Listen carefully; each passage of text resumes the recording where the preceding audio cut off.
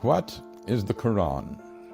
It is a set of 7th century revelations from God made to Muhammad in 2 cities, Mecca and Medina, in what is now Saudi Arabia. It heralds the truth that there is only one God, not the many gods still being worshipped in ancient Arabia. Of course, this was not the earliest revelation that there is only one God. That had been taught in Hebrew to the Jews and in Greek to the Christians before it was taught to Muslims in Arabic.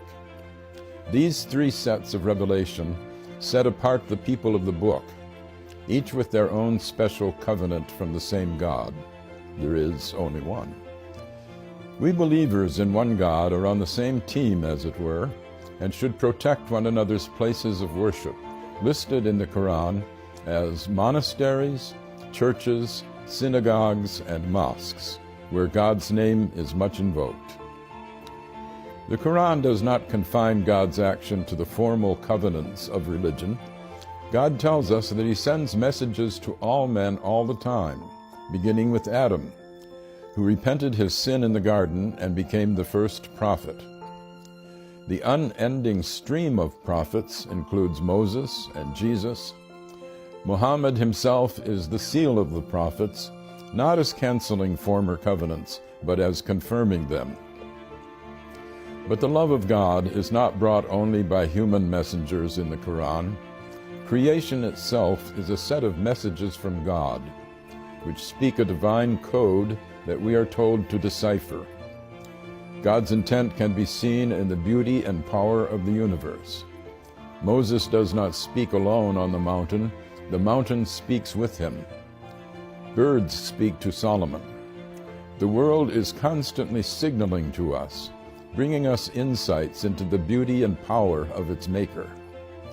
This should call us to a reverence for God's handiwork, an important message for our ecologically challenged era. The Qur'an has more of poetry in it than of legislation. It sets ethical norms while stressing the need for mercy in our dealings with God's fellow creatures. Force is allowed only for self-defense and never as a way of spreading religion. Commercial dealings with fellow Muslims or with non-Muslims should be meticulously fair and never extortionate. The relations of the sexes were still polygamous in the 7th century, as among the ancient Hebrews and the original Mormons, but women are to be honored.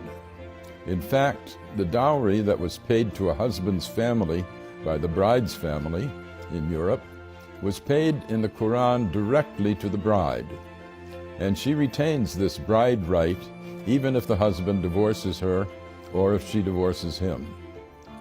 This carved out an area of women's rights unparalleled in the 7th century. The Qur'an is a book of many levels and great depths. Even non-Muslims can learn from it, as Pope Francis has proclaimed. I am Garry Wills for the Amerstein Center.